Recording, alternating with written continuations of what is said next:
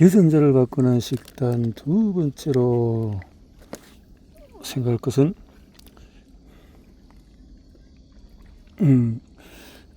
영양의 지혜는 당신의 미래를 좌우한다. 유전학자들에게 맞춤형 아기에 대한 아이디어가 회자된 적이 있다. 이 아이디어는 아주 새로운 생각이 아니다. 지혜로운 조상들은 태고적부터 아기를 맞춤으로 길러왔기 때문이다. 그렇다고 특정한 눈 색깔, 머리카락 색을 선택할 수 있다는 뜻은 아니다. 그들의 목표는 건강하고 청명하고 행복한 아이를 낳는 것이었다. 그들은 최첨단 기술과 도구도 없었다. 유일한 무기는 오직 경험과 신중한 관찰로 얻은 생물학적인 지혜였다. 조상들은 공동체를 보존하기 위해서 건강한 아기를 낳아야 했다. 물론 쉽지 않았다. 그들은 특정한 음식 섭취가 결핍되면 아이에게 문제가 생긴다는 것을 수많은 시행착오를 통해서 알게 되었다. 어떤 음식을 먹어야 순산할 수 있으며 어떤 음식을 먹지 말아야 아이를 건강하게 키울 수 있는지 배워나갔다. 모든 문화께서는 수세대에 걸쳐서 쌓아온 방대한 영양학의 지식, 뿌리 깊은 영양을 숭상해왔다. 캐나다 원주민은 비타민C 결핍으로 인해서 계열병에 대해서 알고 있었다.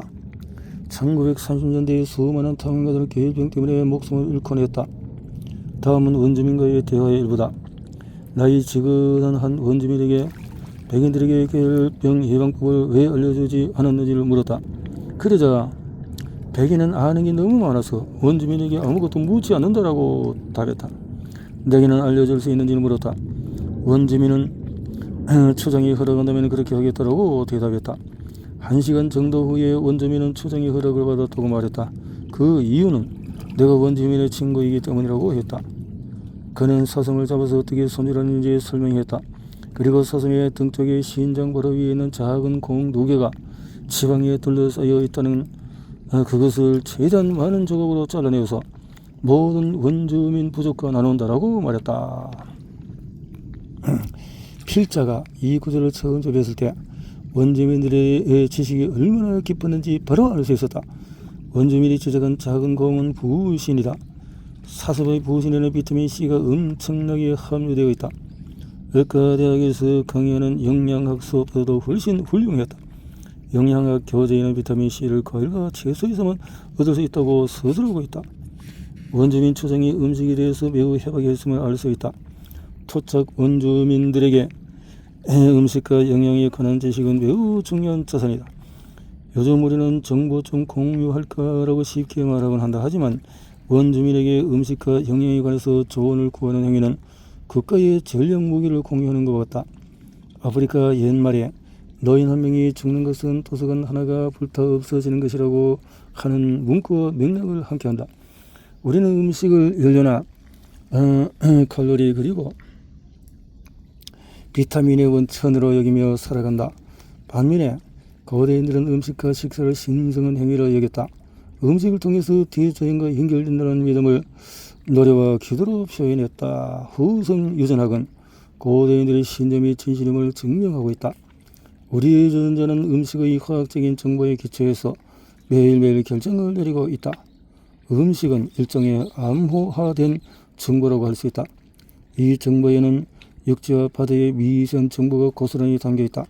그래서 음식은 단순히 혈류를 넘어서 외부 세계의 정보와 소통하는 언어이다.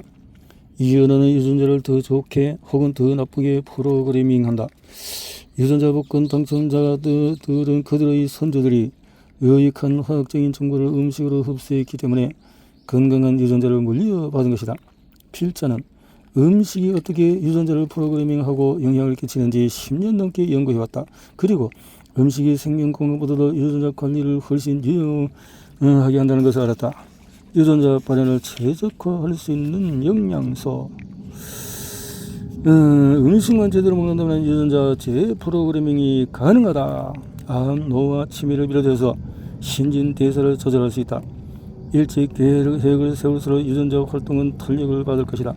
이제 당신은 자신과 자녀를 위한 뿌리 깊은 영양의 지혜를 배우게 될 것이다.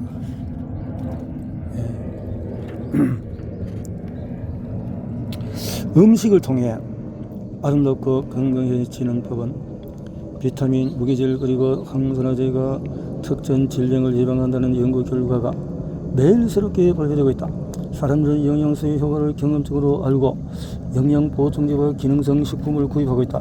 그런데 사람들이 쉽게 간과하는 사실이 하나 있는데, 인공 비타민과 항산화 제품은 음식으로 섭취하는 것만큼 효과적이지 않다.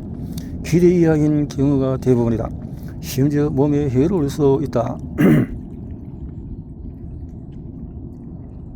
해답은 영양이 풍부한 음식을 먹는 것이다. 필자와 요리사인 남편 루크는 가장 영양가 높은 음식을 거려내기 위해서 전 세계 전통 음식을 연구했다. 연구 목적은 최고의 전통 음식을 찾아내는 것이 아니라 모든 전통 음식이 갖고 있는 최고의 공통점을 알아내는 것이었다. 우리는 세포로 전달되는 영양소를 극대화하는 요리법과 4가지 음식군을 찾아냈다. 오늘날 우리가 건강 문제를 겪는 이유는 더 이상 전통의 방식대로 요리하지 않기 때문이다. 선조들이 먹었던 식단의 4대 기둥을 지킨다면 우리의 유전자는 건강을 회복할 것이다.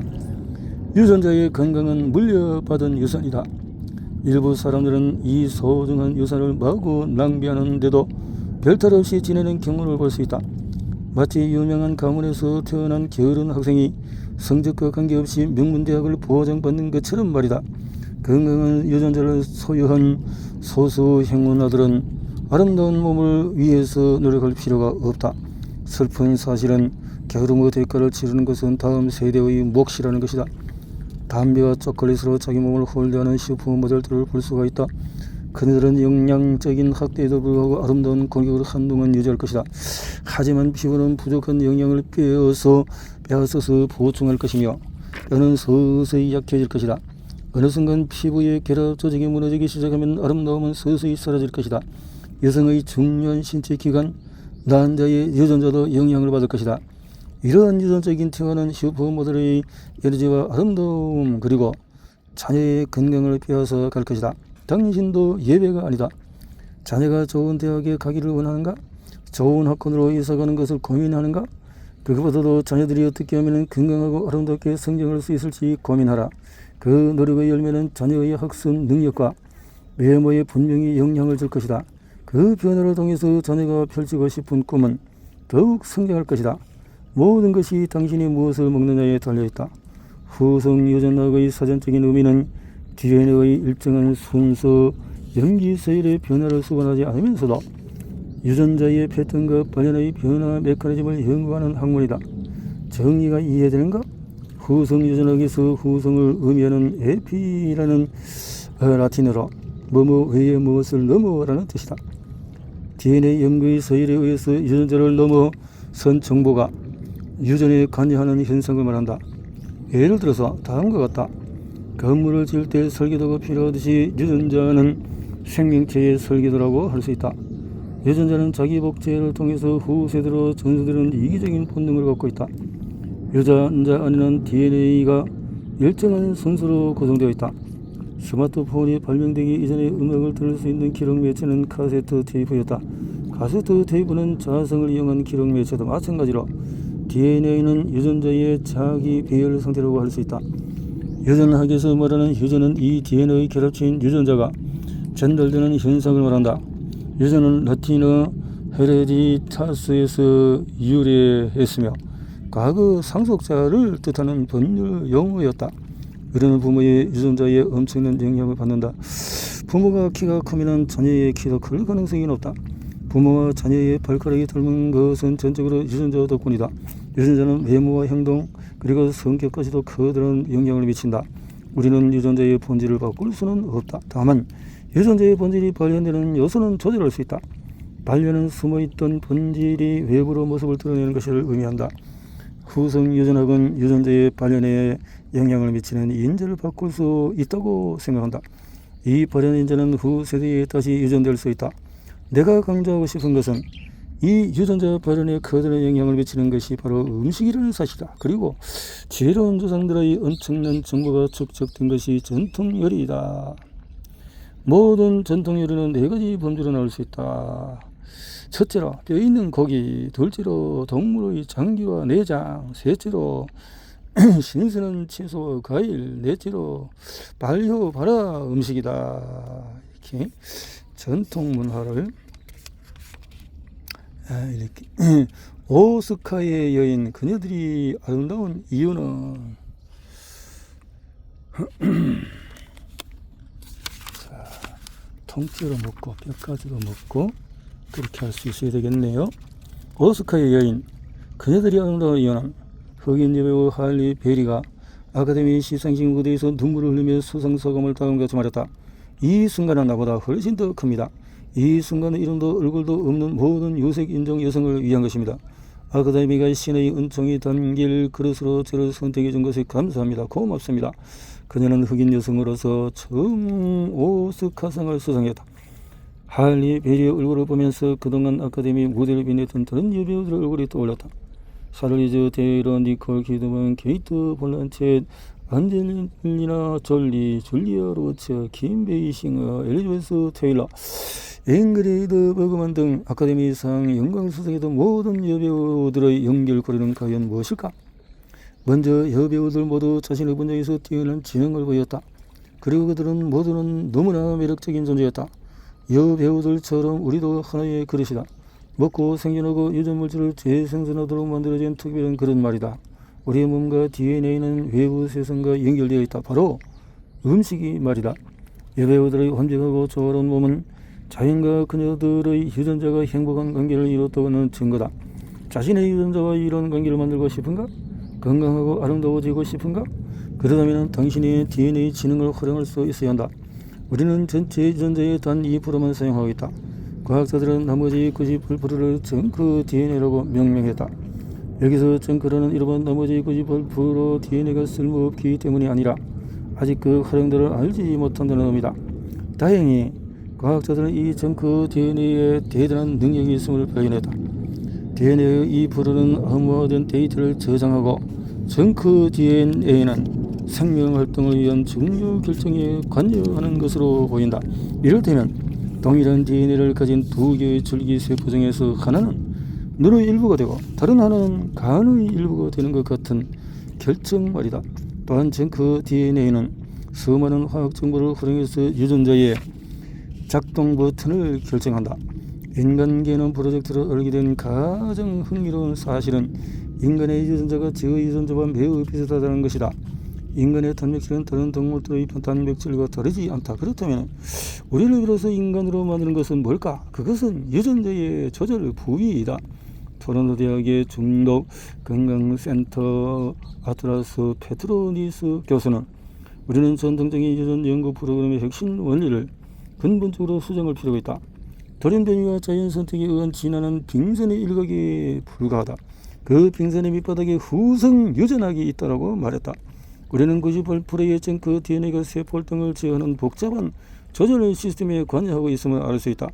유전자 복권 당첨자의 DNA는 비슷한 연령대의 사람에 비해 세포의 성장과 활동을 더욱 잘 조절하고 있다. 이는 정크 DNA의 기능이 더 뛰어나기 때문이다. 염색체에 대해서 좀 더 자세히 살펴보면 인간의 염색체의 46개는 각각 30억 쌍의 염기서열로 이루어진 DNA 분자다. 이 분자를 헥산이라고 부른다. 헥산은 유전 알파벳 4개 AGTC로 구성되어 있다. 모든 유전자 데이터는 이 4개의 알파벳 패턴 속에 암호화되어 있다.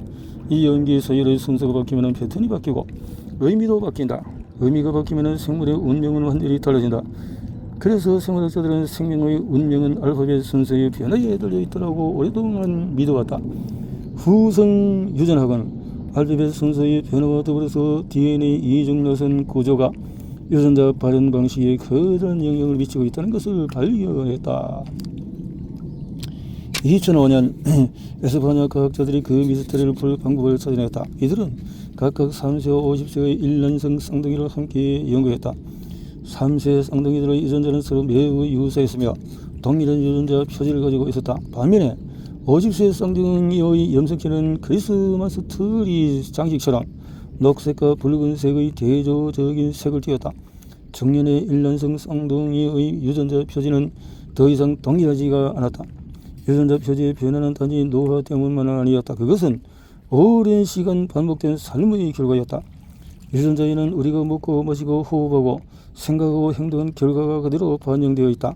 유전자는 항상 변화할 준비를 하는 존재다. 과학자들은 50세의 일란성 쌍둥이 여성의 다른 염색체 패턴을 촬영하면서 다른 특성이 완성되었음을 알 수가 있었다. DNA가 동일한 쌍둥이에게 왜 완전히 다른 질병 문제가 발생하는지 이해할 수가 있었다. 그랬네요. 유전자의 목소리를 들어야 할 시간이다. 유전자의 목소리를 듣자 했네요. 후성 유전학에 관해서 공부할수록 질병과 진화의 과정은 세포호흡과 같은 생물의 프로세스를 엄격히 통제하고 있는 것으로 보인다. 유전자의 변화는 무작위적인 확률에 근거하지 않는다. 그렇다면 무엇이 세포 활동에 가장 큰 영향을 미치는 걸까? 바로 음식이다. 음식이다. 몸을 함부로 대하는 것은 DNA를 홀려는 것과 같다. 천재 작가 모네의 그림을 습하고 지저분한 지하실에 내팽개치는 것과 같다. 유전자의 목소리에 귀를 귀담아 드려야 할 시간이다. 이제는 그렇다.